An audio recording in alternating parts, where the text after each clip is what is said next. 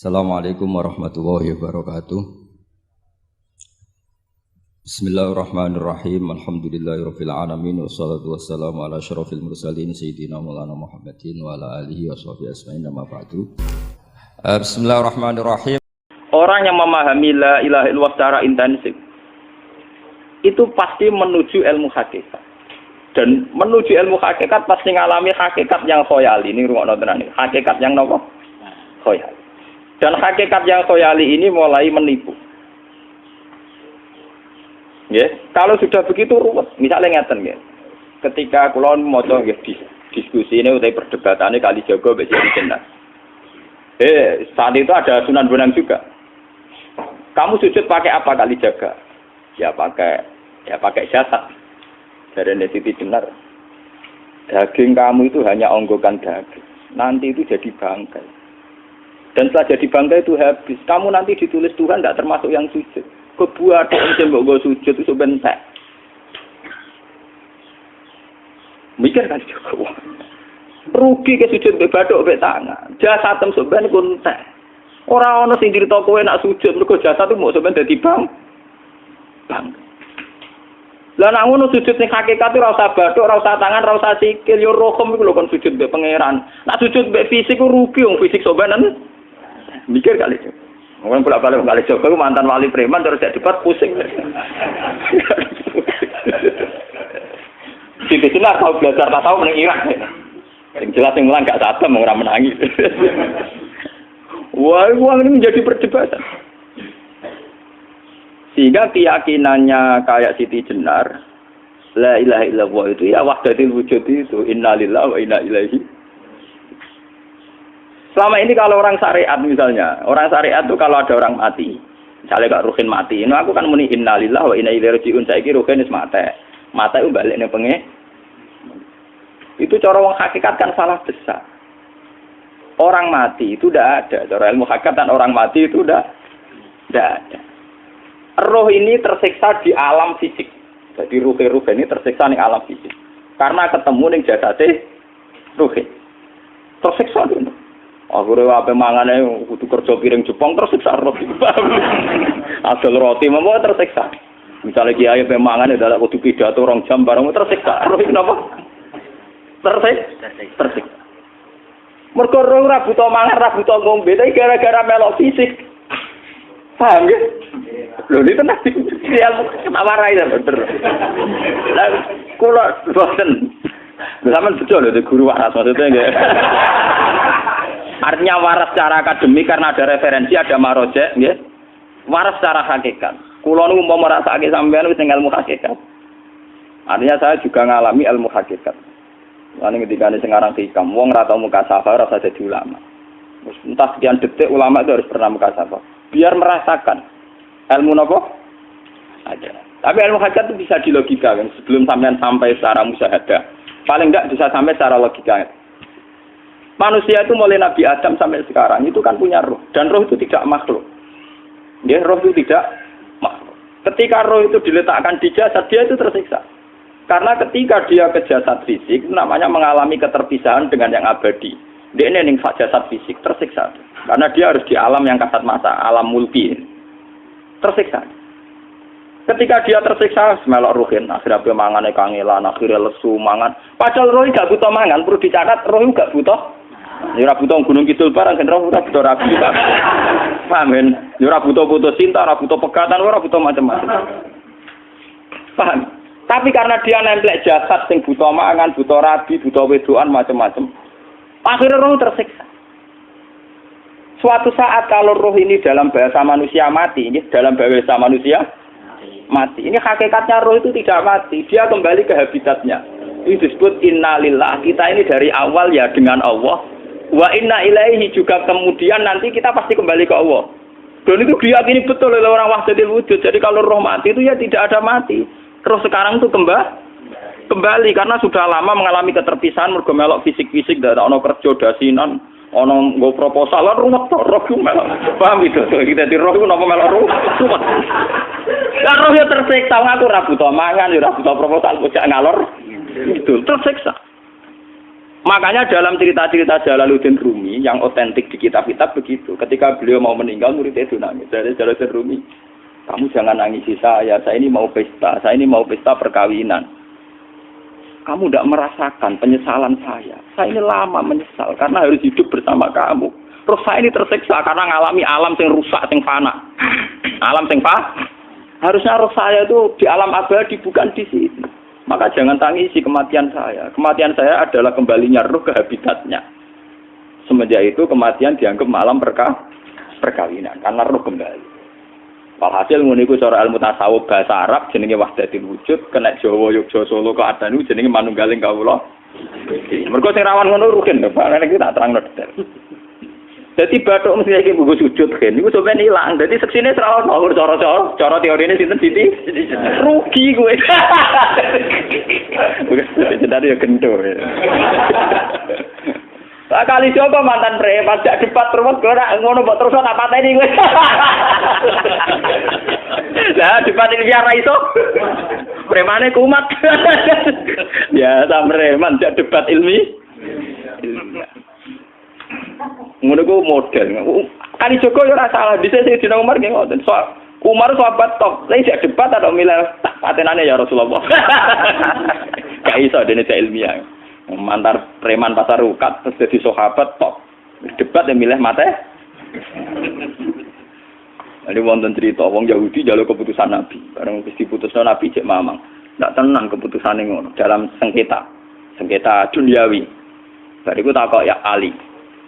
Ya Ali, aku mau sowan ning Nabi Muhammad. Dikai keputusan Nabi mamang cara kowe pilih. Sampai Ali dikai keputusan persis kanjeng Nabi. Cek mamang meneh takok Umar. Takok Umar aku mau sing Muhammad, ning Ali dikai keputusan kok mamang, Mar. Cara kowe piye? Urusan dunya. Enteni iki.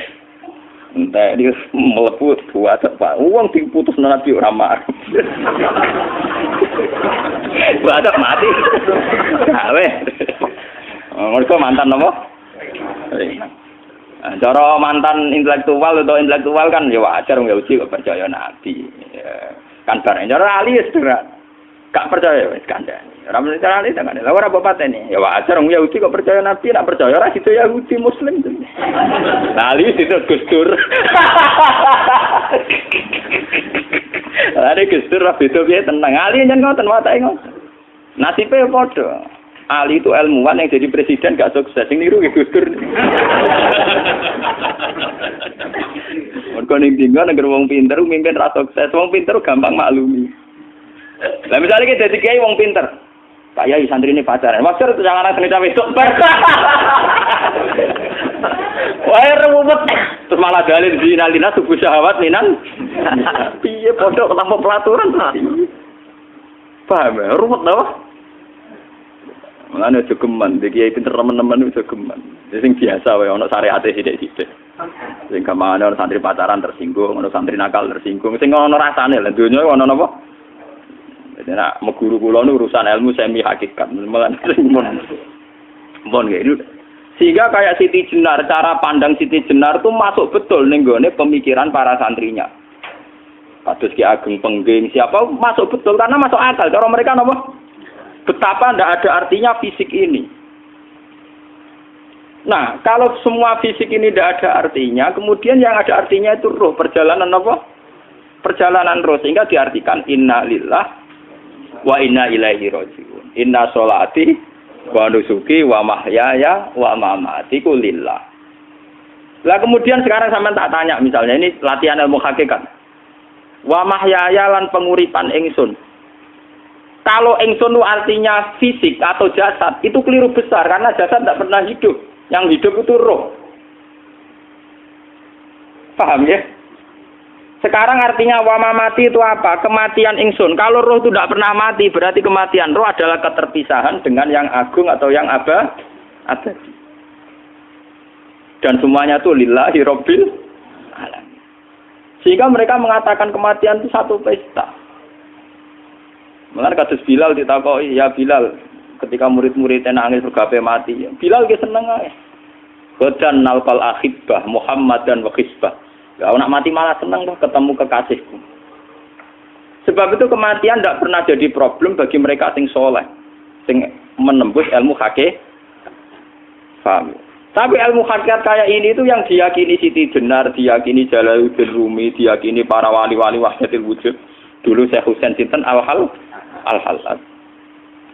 Itu kemudian melahirkan prahara syariat. Prahara apa? Syariat. Sebab itu Wali Songo, oke Siti Jenar benar dalam filosofinya, tapi harus dibunuh. Karena menjadi prahara syariat. Sama dengan yang dikatakan Nabi itu benar, tapi menjadi prahara syariat. Akhirnya disomasi oleh Umar radhiyallahu anhu. Jadi sebetulnya sama, pola-pola ceritanya sama. Intinya sebuah ilmu hakikat harus dikawal napa? Syariat. Nggih kula bolak-balik, contoh paling gampang wit pisang. Wong nak mangan gedang kulitnya tetap dibuang. Tapi umpama gedang dari awal ora usah kulit, terus itu dadi gedang. Paham nggih? Meskipun kon ape dipangan ya dibuang. Tapi kita tidak bisa membayangkan pisang dari awal tanpa napa? Mbah kekeringan, mbah bosok, mbah ora sida dadi napa? Pisang. Terus pentingnya syariat lagi begini. Mulane penting ngaji wali-wali syariat sing pinter kados Sunan Kudus, kados Sunan Bonang. Andai kan tidak ada syariat itu dunia pun mesti rusak. Contoh paling gampang masalah pornografi, porno aksi. Jadi jenengan aja omongi ngono ibu ngakak-ngakak deh. Dari pangeran wis pirsa, kowe nek klambi pangeran ora ora tentu ora ya ora usah klambenan. Wong ora ana gunane. Kalau yang paling penting itu nazarullah, kenapa kowe klambenan barang, wong kowe klambenan ora pangeran tetep pirsa. Nyatane si jenar nak mulang nggih coba klambenan lah intine napa? Dinya ada nabi Sunan pun. Nah kowe percaya kabeh nazarullah ora usah napa? Klambenan. Tetapi teori rasa kelambenan itu dinggo tenan. Mulane nek pas wiridan aliran sesat ciri utama. Kira kelambenan tenan. Lah ruwet to. Lho iki tenan iki cerita. Iki pentingnya ngaji nggih. Ben sampean ngerti variasi riwayat, kemudian kita orang syariat harus kayak apa, kemudian kenapa menjadi aliran wahdatil wujud. Lah terus kita-kita ini kan orang syariat. Memang kelemahan orang syariat itu akeh kok sampean-sampean siji mesti ra kramat. Modele ora ana di dhuwit bingung. Rumet. Urip wong syariat lho apa? Dineng bojo wedi, dineng tangga wedi, pengaruhe menurun. Pancen orang syariat itu banyak kriminal tauhidnya itu memang jelas. Melane kiai-kiai fikih nek ketemu kiai-kiai sing setengah jadah wedi mergo iso nebak atine. Ndekne meriang langsung.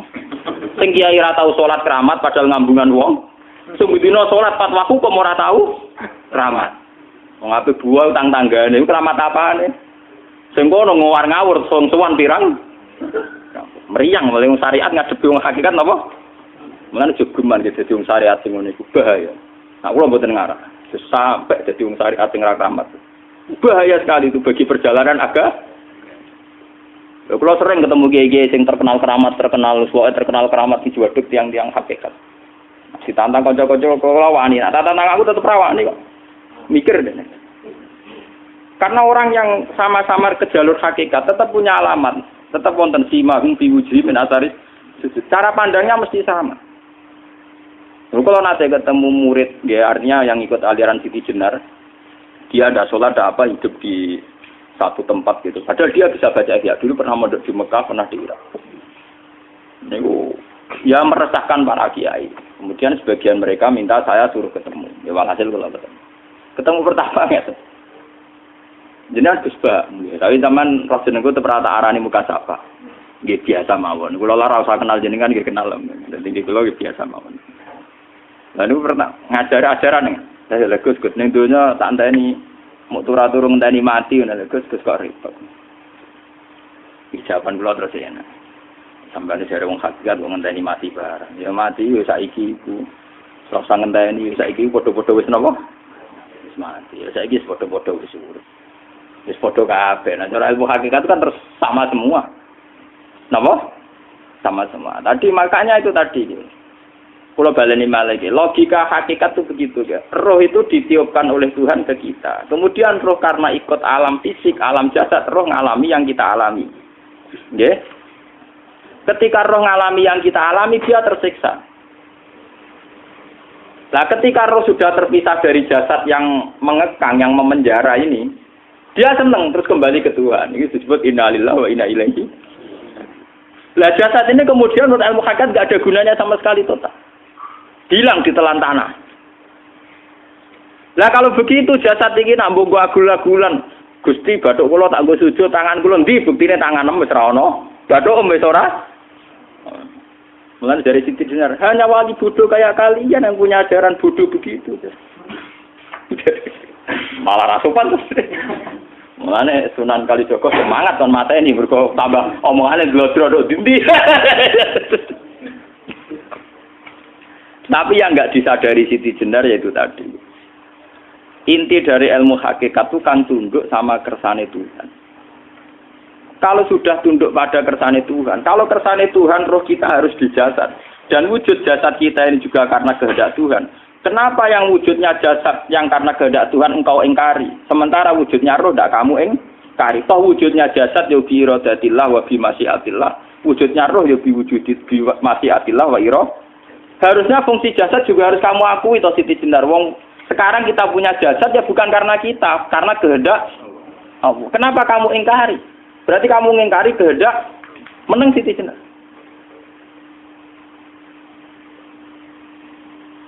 Makanya hakikat yang pertama Semi itu pasti khayal. Lah Siti Jenar itu hakikatnya baru yang sampai khayal itu. Sehingga dia tersesat. Sebetulnya kalau sudah hakikat beneran itu tidak perlu khayal begitu.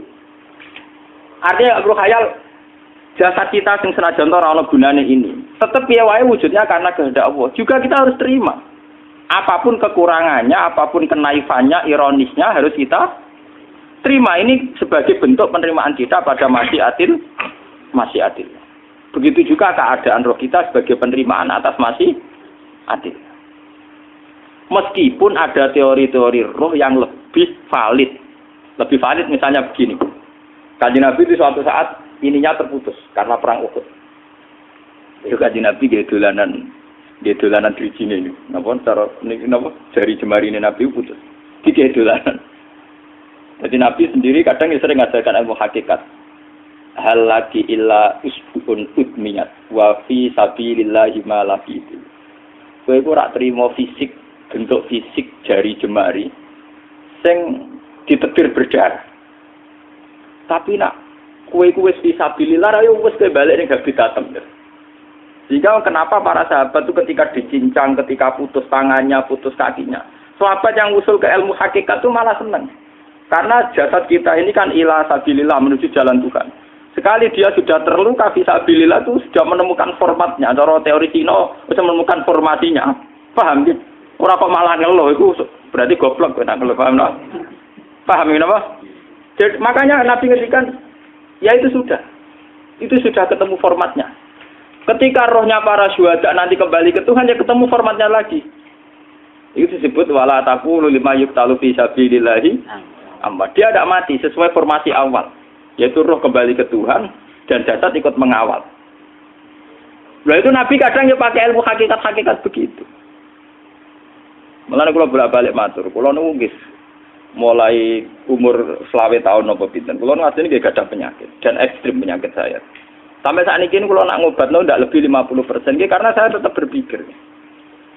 Misalnya cara syariat kan berubah, tapi cara hakikat apa betul keberadaan saya di alam ini penting. Sehingga aku kepengen urip tak bela-belani ngantek ratusan juta. Jangan-jangan penting mati ikut timbang uripku. Lah nak ngono lha apa tak bela-belani? Entek ratusan juta. Jadi misalnya kita berobat ya mau ya cari nabi kan berobat ya berobat. Pokoknya kita Islam masih mau gerutu kadang orang paham. Sekali kamu mengamati dengan sisi hakikat. Lalu coba sekarang sampean pikir, coba sekarang nggak pakai logika hakikat, pakai logika syariat saja. Saya ini misalnya asetnya 10 juta, misalnya, saya punya aset 10 juta. Tapi misalnya aku rugi nawan atau dipengaruhi di masa depan soalnya. Kalau kulo kan soalnya cara teori di masa misalnya kulo rugen, artinya kere di duit 10 juta aset. Tujuan saya sembuh kan supaya aku iso sembuh sehat, engkau iso kerja untuk anak. Tapi karena saya sakit nanti operasi tidak 10 juta. Operasi tidak 10 juta. Wong aku repair mesti iso marisi anak. Apa meneh nak duit 10 juta tak ada gue berobat malah jelas ra iso marisi. Lah nak ngono penting matiku ya dibagi 10 juta. Karwan iso diwaris langsung. Sementara anak aku mari dibiayai 10 juta, rong mesti mari 10 juta mesti entek. Artinya tidak ada jaminan kalau berobat itu secara visi ke depan lebih baik. Soalnya malah ngentekno donya nggak jelas akibat positifnya. Misalnya tetap lumpuh, duit teori loh. Bapak artinya apa? Teori hakikat tetap lebih benar bahwa hidup itu tidak ada artinya. Semua itu tidak ada artinya. Berobat apa nggak berobat semuanya tidak ada arti. Teori loh gini. Sehingga kalau kita tengah-tengah aja tengah-tengah. Kasus kula misalnya loro nggih berobat. Gusti separuh kalau ngelakoni syariat, tapi sebagai kalau ulama fikih, separuh kalau ngelakoni apa? Jadi kalau tetap buatan ngarah obat 100%. Tapi orang ngarah berobat, orang kalau tiang apa? Syariat. Tapi memang faktanya itu begitu. Cara Kanjeng Nabi kadang Kanjeng Nabi berobat. Kadang Kanjeng Nabi wis nikine tercincang dige guyonan. Wa laki illa usbuun udwiyat. Ora mbok driji sing gak melok-melok. Nah, bukti bahwa jasadnya begitu tidak penting. Kayak Sayyid Hamzah. Menurut Sayyid Hamzah nganggep wahyu bentone ra karuan. Kalau teori Siti Jenar itu benar, teori Jalaluddin Rumi benar teorinya lho, ora kok ra salate lho, nggih. Maksudnya kono nganut ra salate. Benar cara analisis roh. Ketika Sayyid Hamzah dinyatakan mati oleh manusia, oleh hukum manusia dinyatakan mati karena dia sudah tidak bergerak. Dalam teori hakikat kan rohnya Sayyid Hamzah sudah fi khawasili tuyurin khudrin. Rohnya sudah diambil Tuhan. Tidak mati, paham ya? Ketika rohnya Sayyid Hamzah sudah diambil, jasad ini sudah tidak punya rasa. Sekarang secara syariat kasat mata kita tahu, wong jasad nak diinfus, di sayat-sayat dioperasi ora kroso. Apa meneh saiki ruhe wis bisa. Lah ya jasad itu cek gampange, dioperasi dibius saja terus tidak kerasa. Apalagi rohnya sudah diambil. Lah saiki bayangkan ketika Sayyid Hamzah itu sudah di atas. Niku kira-kira delok wahsi ra wong bentuk. Lho wong kok baca igabus. Ketika jasad benar-benar tidak penting, kemudian jasadnya Sayyid Hamzah kan dicincang oleh wahsi. Ketika rohnya sudah diambil kan Hamzah tidak merasakan. Berarti Sayyid Hamzah guyu-guyu wahsi. Wahsi cek bentuk nih gabus dicincang. Paham ya? Lho niki tenan. Artinya ketika pandangan manusia iba kepada Sayyid Hamzah karena dicincang, dimutilasi oleh wahsi. Wahsi tidak mengalami Pak Sinten, Sayyid Hamzah tidak mengalami apa-apa karena rohnya sudah bersama Tuhan. Dan iso wae Sayyid Hamzah malah guyu-guyu wahsi. Cek goblok gabus kok dicincang. Lah nak ngono rak mirip, makanya dalam hal ini itu dalam teori roh itu sebetulnya Siti Jenar tidak sesat dalam teori roh. Tapi jangan katakan itu penemuannya Siti Jenar. Siti Jenar itu terlambat. Sebelum itu ada Husain Al-Khallas. Sebelum itu ada Jalaluddin Rumi. Sebelum itu juga ada sahabat, ada nabi. Cuma cara aplikasinya Siti Jenar melenceng. Jadi jangan katakan kok tak kampus-kampus. Itu pendapat Siti Jenar itu malah goblok meneng. Siti Jenar itu sanut, paham? Maksud apa? Wis anut. Nah, teori yang sama terjadi pada Yesus Kristus. Ketika Yesus misalnya secara lahir dicincang, dimutilasi, diapakan oleh orang Yahudi. Sebetulnya rohnya dia sudah bersama Tuhan. Kembali ke Tuhan Bapa, nah cara Kristen. Nah cara Islam ya balik ning pangeran.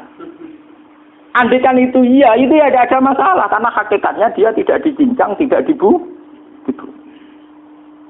Andaikan iya, tentu menurut Islam yang dibunuh Yudas atau siapa itu yang masuk bialau. Tapi sama sebetulnya teorinya sama. Kalaupun iya tidak ada masalah. Oke, kalau misalnya Nabi Isa karena ada kontroversi menyangkut dia atau Yudas. Sekarang yang Zakaria dan ya Zakaria itu dicincang betul oleh orang Yahudi. Matinya dimutilasi. Tapi dia tidak apa-apa.